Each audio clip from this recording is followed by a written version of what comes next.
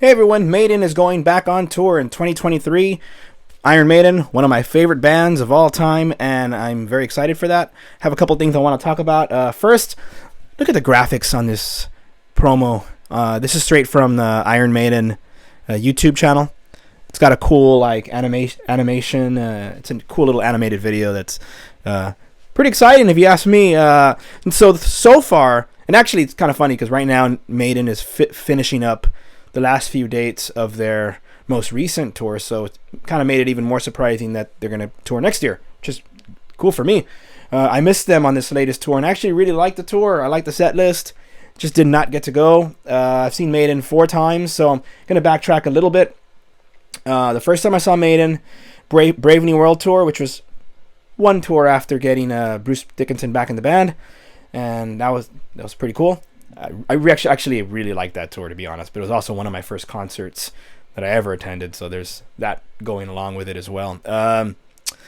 It's funny because I thought they were so old back then. And you look back on it, it was like, geez, they were so young. Then I saw them on the Give Me Ed Till I'm Dead tour, which was, I believe, 2003, just a very underrated Maiden tour. Yeah, I really enjoyed that. And by the way, those first 2 shows that I saw, Brave New World had Halford opening up, and Queensryche was opening up. That's a really good lineup. And then the Give Me Ed Till I'm Dead had Motorhead and Dio. So talk about getting your money's worth. Jeez. Then I missed a few tours. I saw when they did which is kind of funny because what were they called? It's the kind of when they recreated the Power Slave tour, which is the Flight 66 DVD. What was that tour called? It's actually kind of funny to me because I read articles today about this new tour that they're going to be featuring Somewhere in Time, and they're like, they've been wanting to give it some live play, and I'm like, wait a second. This tour I'm talking about, the Power Slave one, it's even named something. Oh, Somewhere Back in Time, right? Well, it kind of featured Somewhere in Time, so I get it. They probably want to feature it even more. But it was featured a little bit on that tour. In fact, the Eddie that walked out on that was recreating the tour they did in the 80s with they had the Egyptian, with the Power Slave album and the World Slavery tour. So they changed it a little bit, and they focused a little bit on Somewhere in Time. They played Heaven Can Wait and Wasted Years, which tends to be the songs they play from that album. So I totally get where they're coming from when they say they want to feature it more. But yeah, just to be that person. Yes, they did feature it a little bit on that tour. Then I saw them again for the 4th time and final time on the one that they recreated to recreate the Seventh Son album. What is that called? Made in England? 2014, somewhere around there, and that was really good. I really enjoyed that one. That's the best sound I've heard with Maiden. So it depends where you're standing, of course, but that one I remember that was a great show. Hearing them start off with Moonchild is always a good thing in my book. And Megadeth opened that show, so kind of have had some good luck with Maiden and their openers. So Iron Maiden, The Future Past Tour 2023. Now, granted, I don't know what all the dates are going to be, because right now the only dates are European dates, and they're finishing up this latest tour here in America, which I did not get to see. And so I'm really looking forward to this one. And I mean, just look at that. That looks amazing. That's Senjutsu Eddie and Somewhere in Time Eddie. And that animated video, I'm pulling this straight from their, which is a screenshot of if I press play, it'll start to play. From their YouTube channel. So yeah, I was very excited when I saw it today because all right, I get another chance, plus I like the idea of them doing something a little different. When they played Klansman on this latest tour, I kind of thought, I love the Klansman. I've heard it live a couple times myself, but I kind of felt like, isn't that a good place for... They can't play them both in one night because they're kind of similar. From the new album, what is it called? The Death of the Celts. That would have been a perfect spot for it. Maybe they knew they were going to do this tour, and they're like, we'll save it. But yeah, anyways. So, on to what I would call a little critique. Actually, it's more of a question to Iron Maiden fans. At this point in time, now I wish I could have pulled up the photos and kind of gotten a little more detailed about it, but most of us Maiden fans can just kind of dig into our brain, and you'll remember what it is I'm talking about.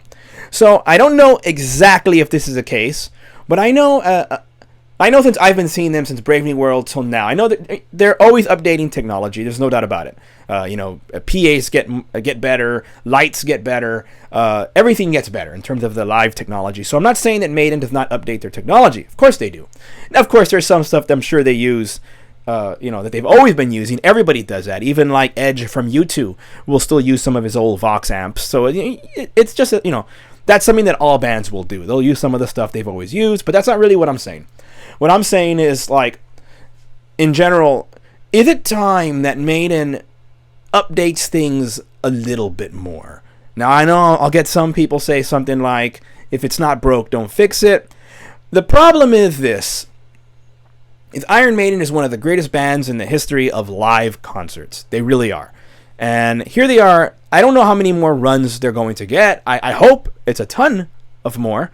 Bruce, his vocals, he sings so good live. I heard Rock in Rio recently, and he was a little struggling a little bit, and it's to be expected. These songs are really hard, and they seem to just get higher and higher as he goes forward in time. Like, the new songs just get higher and higher. I feel bad sometimes. He's like, on stage, and I'm like, goodness, it's tiring. And that's not even talking about Nico. I mean, he's the one that has to play those fast beats. They play Aces High, last song on this latest tour. That's hard, and it usually sounds really, really good. So that'll tell you they're still really good live. And I just feel like they played at Rock in Rio, and you look at all the bands that are playing. There was a lot of headliners, a lot of bands playing on those stages. Some of the bigger acts, they can dress the stage up in the stage they're touring with. Like Maiden, when they're headlining, so you're going to see them with the same show you see, the next night somewhere else, where it's their show. This is Rock in Rio, so they're going to have to coexist with a bunch of other artists. But you look around, and you're like, okay, their show is still awesome. And there's a couple things they do that I really like that I kind of would not want to see them give up. One thing, just to finish my train of thought with the Rock in Rio thing. You see artists with big LED screens, using state-of-the-art, technology for live concerts, and you're like, man, should Maiden be doing a little bit more? Because, and I'll give you one excuse. I'll give you one reason why I think they should think about it a little bit. One, they have the greatest mascot in the history of rock, Eddie. Shouldn't he grace a beautiful LED screen? Now, they don't have to do it like everybody else. Judas Priest for a while now has been using the standard tends to be like one big LED screen in the back, and then like two that are on the sides of the drummer on the riser. And the riser sometimes has LEDs too. Guns N' Roses has been doing like that. And to be honest, I don't really care for the Guns N' Roses stage show too much right now. I feel like they've been doing it for like, I don't know how long have they been now, since the Not in This Lifetime kind of sort of tour. It's kind of been the same. I think fans are like, okay, guys, let's. Even the imagery they have on the screen, it's like, you look at how Metallica's playing, I'm like, it's sleek, it's big, and it looks great. And like Guns N' Roses, you kind of need to like step it up, I think. They don't have to do anything. They're making a ton of money, and the fans get to see them. But you know what? If they wanted to, they could. Anyways, back to Iron Maiden.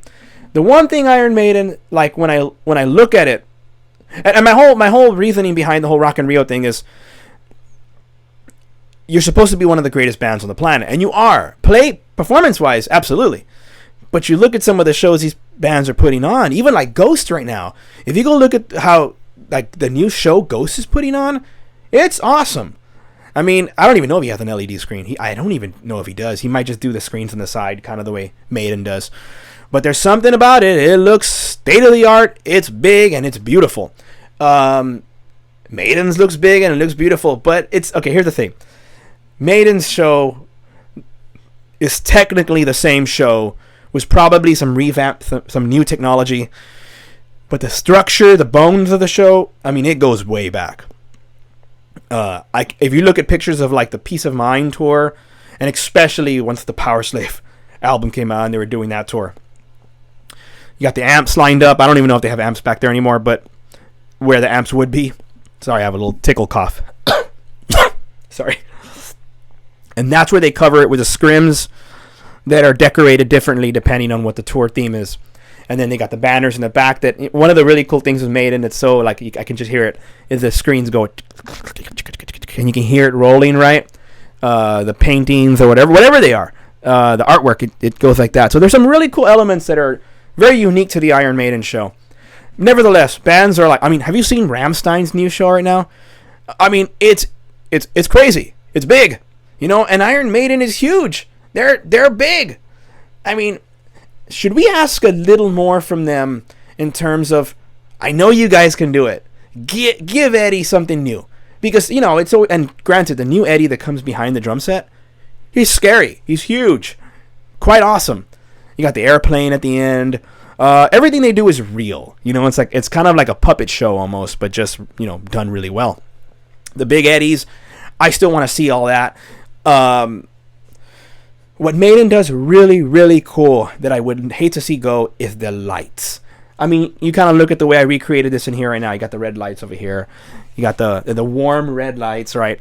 And you got their artwork. It almost looks like a Maiden show, and that's what they do. Like back in the 80s and the 90s and the early 2000s, you saw those silver colored par 60s lights. There were a ton of them, right? And they wouldn't move. They were just there, And they had a warm color to them. And I'll never forget. The first concert I ever went to was Green Day. And I don't have a lot of memory of it. I was pretty young. Second concert I ever saw was Iron Maiden Brave New World. And I'll never forget. I was standing there and I was like, it was like sunset, but there was still light out. The sun was still up a little bit. And the lights were so colorful. They were just bursting through, even through the sunlight. And I remember looking at my dad and I was like, this is beautiful. I didn't know lights looked like this in concert. What I've been missing out. That sort of thing, Maiden's always done really well. They color coordinate their shows. Like you'll see like green and red. You'll see, all blue, and then you'll see blue, and then you'll see, you get my point. Back to red.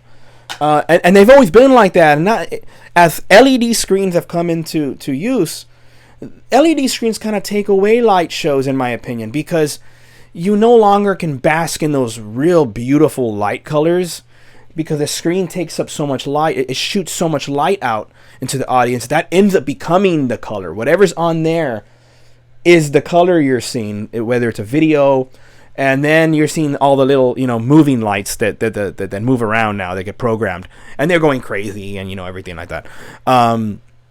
So it's kind of give and take. I think all I'm saying is, since Maiden has been using that same bone structure, if it's Final Frontier, you're going to see spaceships, but it's going to be in that same. If it's going to be, the Book of Souls, is going to have that feel of that album. Dance of Death had like a castle. The newest one, Senjutsu, kind of had a feel of like Japan, like a Japanese feel. So with this new tour, granted, we're getting pretty close already. We're not too far from 2023, so maybe it's too late anyways. But I'm hoping that maybe they're like, let's do something a little different. Because here's one right off the bat that I think has nothing to do with like an LED screen. A thrust into the audience. I think a thrust into the audience would be so good for Maiden. Like, can you imagine? Because Steve Harris loves to go in there like close, with a crowd, and he's singing a song, and Eddie likes to get out there and kind of. He kind of riles the crowd up. What if he could actually go into a thrust that goes maybe halfway through the audience? AC/DC did this on one of their last couple tours. And Angus and Brian would go down there, and, you're surrounded by the crowd. I think that would be really cool for Maiden, to where people can get really a little closer. And you can see hands on both sides of Steve Harris while he's doing that. Maybe it's too much, but I think that would be really cool. Sometimes bands have red zones, and I don't know, maybe Iron Maiden could put like a pyramid out there or something like a triangle, or I don't know. I'm just thinking out loud here. LED screens. I wouldn't really want to see them do it like the way Priest does it, the way Megadeth seems to do it the same way. But maybe some accented LED screens here and there, that just get creative with it. I'd love to see them really think about it, because I mean, like I said, I don't know how many tours they have left. I hope it's a lot, but I'd like for the Maiden fan to go and say, you know what, this is different, this is fresh. They're pushing their artistic vision. And look at Metallica, and I tend to be more of a Maiden fan than a Metallica fan, and I like Metallica, and I respect them, and I think they've done great to stick around that long and be as big as they are. And I think they've made some really cool decisions that not all their fans agreed with, but I think in the long run really paid off. Like just really quickly with Metallica, a lot of fans were, upset when they cut their hair and they weren't doing like solos for a few albums. But you look at them now and it's like, well, that's really cool that they did that, because now their live shows have so many different layers. They have all these different kinds of songs, and when you're live in concert, it's boring, or at least for me it is, to just kind of hear the same sound just over and over and over, Not a lot of bands can get away with that, but some have been able to. But with Metallica, it's cool how they've created these different little dimensions. That is, that's Saint Anger. Oh, that's, Death Magnetic. And, that's the Black Album, stuff like that. And Maiden have kind of done that. They have their different sounds for different albums. And so the reason I mentioned Metallica in the first place was because they actually have had several different structures. Hit and miss. They did one where like the stage was in the middle. Metallica a few different times have had the in the center. They've played that a few different times on few different tours. Lately, they're kind of doing this huge stadium tour where it's like kind of a broken up LED screen. I think that might have come from U2, which is another one of my favorite bands. And on one of their last tours, they had a very similar setup as Metallica. And I know Lars is actually kind of a U2 fan, so maybe they were looking at that. Anyways, it fits the stadium world. It's a little bit bigger. But they've done all different kinds of stage sets. I think they've even had an LED screen like on the floor, like up in the middle of the arena. So that's my point is that they've messed around with different stage structures. But to be fair, Metallica never had that go-to show that's so tried and true that Maiden has had. So it's give and take, But anyways, that's why I mentioned Metallica. So anyways, back to the first version of the video. I think all their shows have been awesome. I just think in 2023 it'd be a good time to say, let's do something different. Maybe instead of Eddie coming out of the back, maybe we'll do it slightly different. Maybe he'll come down. I don't know, but I would like to see them restructure the stage somewhere to where it's not the same setup that they always do. Either way, I'm gonna have a fun time, and I'm sure it's gonna be one of the best shows ever. But what do you think? Do you think they should maybe try to come up with some new stage design, or some jump to something that maybe doesn't have to change the whole thing, just something here and there, Funny enough, the Give Me Ed Till I'm Dead tour had 3 big 6s in the back, and they used it only on Number the Beast at the very beginning when he would say those words, and that was kind of cool, a little different. They have some really cool, like on Flight of the Icarus, they have that. They have the imagery there. They have, they do some really cool things live, as we all know. But we'll see. I'm just thinking out loud. I've kind of thought that for a while. And what do you think? All right. So regardless, I'm going to enjoy it. Till next time, rock on.